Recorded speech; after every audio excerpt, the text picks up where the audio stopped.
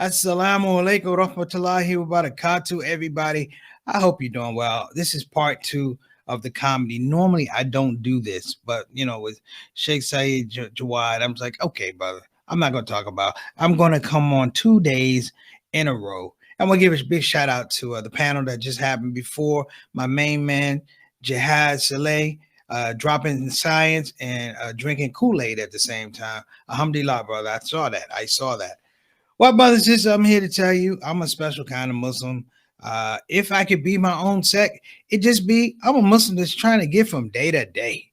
And I think we need to share that. We need to have some fun with that, brothers and sisters, because I don't know about you. I've been a Muslim for a long time, over 30 years. And I have to say this. Muslims are all right with me when you start looking at the rest of the world. I mean, I was down in Texas. Texas had a deep freeze. A Senator Ted Cruz, left his state and went to Cancun in the middle of a deep freeze. That's not what got me upset, brothers and sisters. It's not that he abandoned the state of Texas. It's that when the man came back to a state that was freezing to death, he didn't have on a coat, a jacket, a parka, a sweater, a scarf. He had on a tight Isaiah Lacoste shirt. It looked like a male onesie. And this guy just didn't worry about it. But I have to say, I'm venting a little bit. The reason is I'm tired of people picking on Muslims. I'm like, look at you. That's the perfect thing. Whenever somebody picks on a Muslim, you just need to look and go, hey, look at you. Mic drop. Okay. And I'm going to tell you what, people don't understand Muslims. Because we're an eclectic group. See, even when I became Muslim, I took my Shahada. It was funny because I'm going to be honest. When I became Muslim, I didn't tell my mother right away. I tried to drop clues I was Muslim. The problem is I dropped really bad clues. The clues I dropped for my mother I was Muslim. I stopped drinking. I started hanging out with the fellas. I stopped drinking. And I stopped chasing ladies. Yeah. My mom didn't think I was Muslim. She thought I was, yeah. And the worst part about it is I didn't tell her. We're about to have a conversation. And I'm trying to tell her that I'm Muslim. She thinks it's something totally different. Totally different. Now, you guys know, I don't know if you know, but when you become Muslim, you fall in love with the phrases, the language, the syntax, if you will, the lexicon. My three favorite phrases were Assalamu alaikum, wa alaikum assalam, and I used to say them together. The other one was Kefaholic. I saw my mom one day. She's like, baby, I need to talk to you. I was like, Kefaholic, mama. She was like, I care for alcoholics too, baby. That's so thankful. That's so great, thoughtful of you. The other word was Deen, spelled D-E-E-N. Now, you know what Deen is. It tells you, as Muslims, you got to communicate better. Deen is D-E-E-N, means the faith. But to my mom, she thought it was an actual person. So there we are at the dinner table. I'm trying to tell her about my new faith. She thinks there's something totally different about to come down the pike. I was like, Mom, I need to talk to you. She's like, I said, I've been going through some changes. She's like, I know you have, but that's all right. I said, I've made some changes in my life. She said, okay, not too many. I said, I'm trying to get my life straight. She was like, straight is good. Straight is good. I said, Mom, I stopped drinking. She said, that's good. So hang out with the ladies. I said, that's good. I said, Mama, she goes, what? I said, I got Dean in my life. She was like, who is Dean? Don't you bring Dean around here. I will kill you and Dean. The worst part about it is she gets it all wrong. And then she tells my dad and gets him all worked up. Now, my dad is a classic, elderly black man. And I don't know what happens. Maybe it happens across cultures. But fathers at a certain point in time, their communication always sounds like a car trying to start in the cold. So my father walks in with me. He's like, he wanted to say, hey, son, your mom's upset. Tell me what's going on. He sounded like this.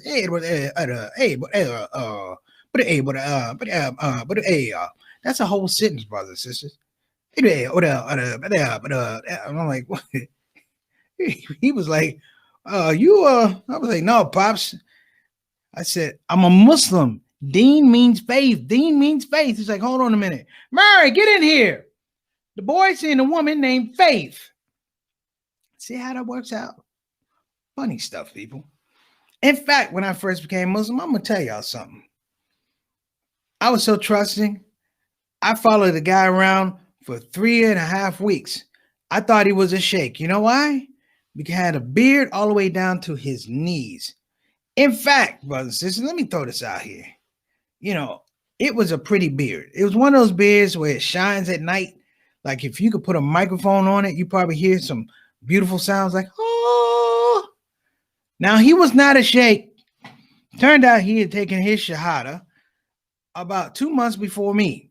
So it's a case of the blind leading the blind. But I always say God gives you clues. Allah gives you clues that is not what you think it is. My first clue, we were hanging out. Thank you, Sister Fatima. My first clue is we were hanging out, Washington, D.C. We heard the Don go off. His name was Abdullah Black. He named himself. The Don goes off. I was like, hey, Abdullah, you hear that? That's the Don. He goes, is that what that is? I said, yeah, man, you want to go pray? He was like, why not? And people, I'm going to tell you how Muslims are. We started walking. They saw that beard. They got hypnotized. And all of a sudden, they were like, please, Sheikh, lead the prayer, lead the prayer, lead the prayer. Now, keep in mind, I haven't seen him pray in like 3 weeks. Yeah, lead the prayer. I was like, dude, don't lead the prayer. He said, preach. These people love me. They just made me a sheikh. And then a little tear rolled down. So you went to read the prayer. I'm going to just say this to keep it smooth, brothers and sisters. I was a part of the longest, potentially the longest Asa prayer in the history of mankind. It was just him standing in front of people, not knowing any surahs. He was just like this.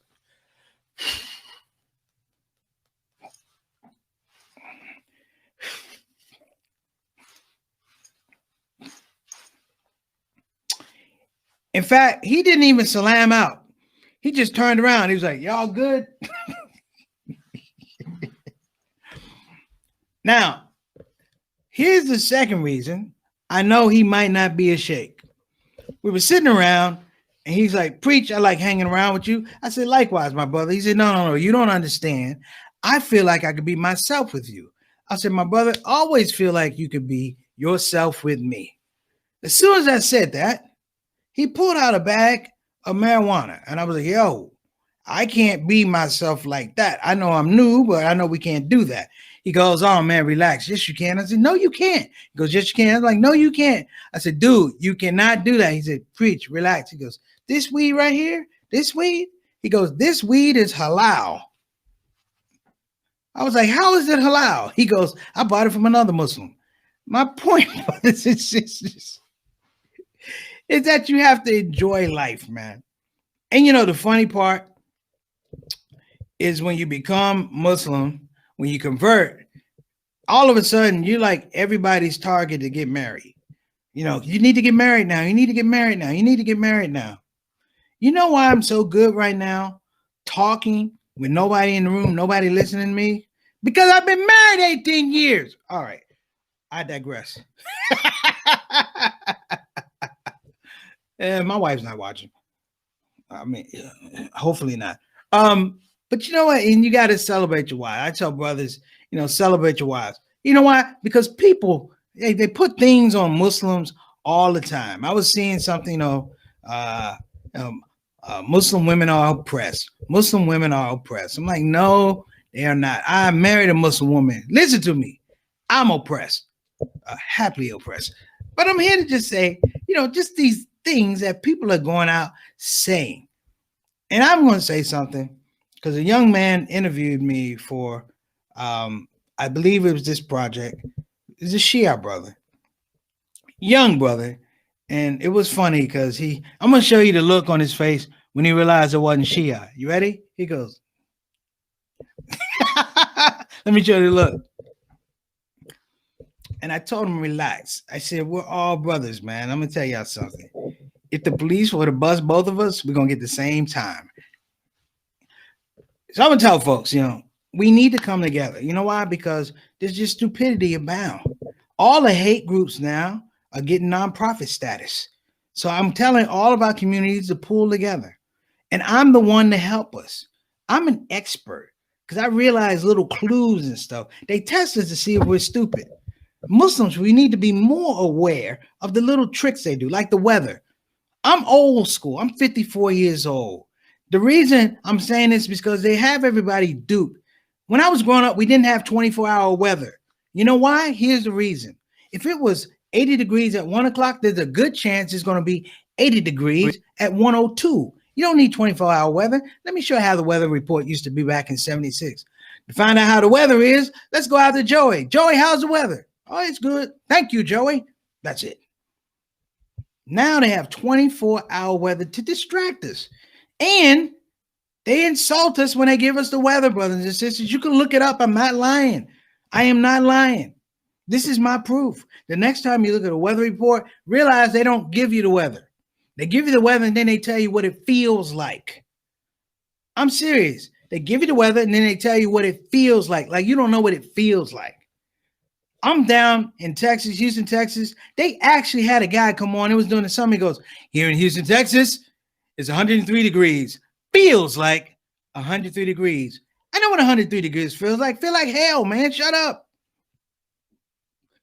They make it seem like all of a sudden we need to have somebody go to school, get their bachelor's, master's, and PhD just to specifically tell us how it feels like. I took some cough syrup on an empty stomach, brother and sister. I had a dream. You know what my dream was? That there was an actual feel-like guy that worked in the meteorology service. I was watching, the guy came out. He says, well, to find out the weather, let's go out to Bob. Bob, how's the weather? You know, he actually goes, here in Houston, Texas, 106 degrees. To find out what it feels like, let's go out to Bob. How's it feel like, Bob? Feels like I can't have more kids anymore, Joe. Back to you. That's my point, brothers and sisters. Do we really even need this? Do we really even need this? So I just came on to express myself and be amongst friends and family. And I say, don't suffer fools and hypocrites. You know why? Because we're smart. I figured this thing out, and I want everybody to think about it.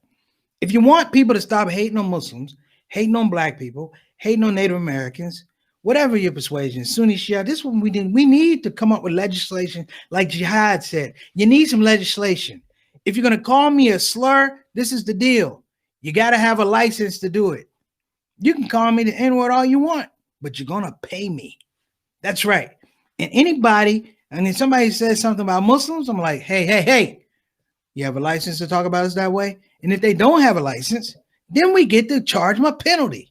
Like each time you say a slur against a Muslim or African American or Native American or Latino, I believe the fine should be at least $30,000 to $40,000 for each slur. And I guess what? I'm telling you, you realize just how broke racists are. Listen, brothers and sisters, I'm in Nashville, Tennessee. I ran into a guy. He was homeless and racist. I didn't know you could do both. Did you? And I'm sitting here with this guy. And he goes, did you see my sign? I said, yeah. He goes, you can't read, can't you? I was like, yeah, bro, I can read. You spell work wrong. There's no E in work. This guy got all upset. My point being, brothers and sisters, we have to come together because I'm sad to say it. People who are doing racism and Islamophobia, you know, the quality has gone down tremendously. And like everybody can't do it. Everybody believes they could do it. Years ago, I was on a KKK website doing some research. Now, let me tell y'all something. Don't feel special. They hate everybody. Blacks, Latinos, gays, lesbians, Jews. They hate everybody. I mean, black people still number one. Hey. But they hate everybody. And I was on this website, and here was the interesting part. They wrote an article about every group they hated. And brothers and sisters, I read them all. And let me give them a little credit.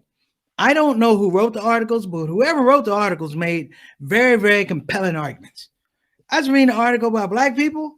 Heck, about 10 minutes into it, I stopped liking black people. I was like, we are out of control.